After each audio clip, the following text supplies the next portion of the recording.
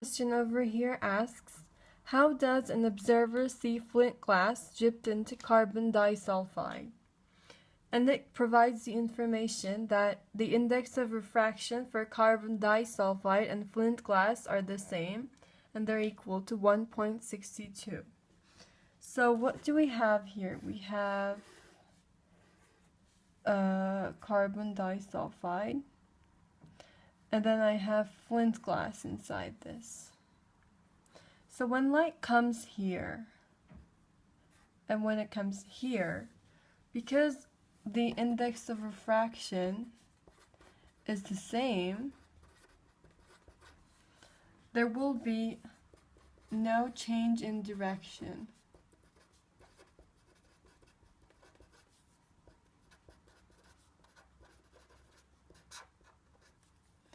For the light rays. So what does this mean? When the light rays come, they will go the same way they do for both of these because their index of refraction is the same. And that's what decides on how the light bends and how it moves throughout one medium. And since the index of refraction is the same and there will be no change in direction, this will mean that the observer will not be able to see the difference between these two. So, as a result, observer will not distinguish between the carbon disulfide and flint glass. So to take the flint glass out of here, he will have to just pull it out with his own hands. He can't understand the difference between these two because their index of refraction is the same and they're both colorless.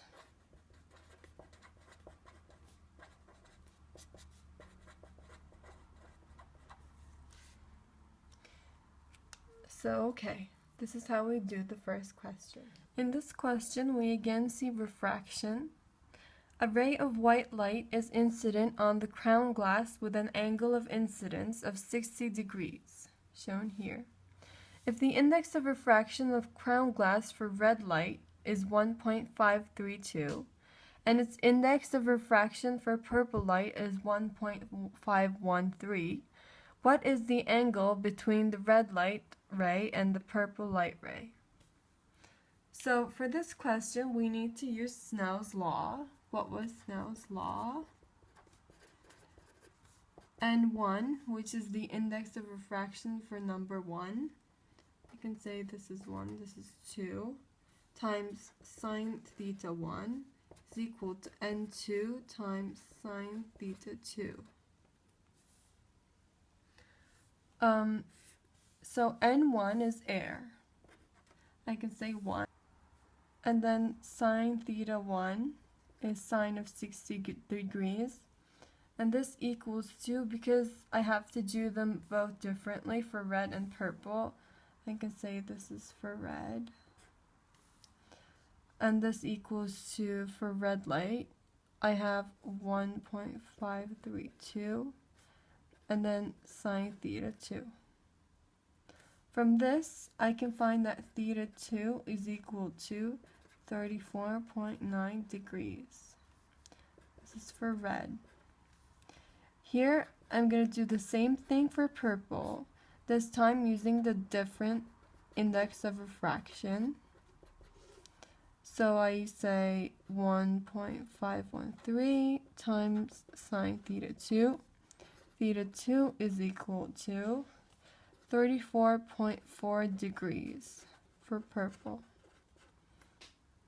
So when I have two different light rays, I need to use two different Snell's laws to find their angle of refraction. And then the difference between these two equals to 30.9 minus 34.4 degrees, which is equal to 0.5 degrees. This is the difference.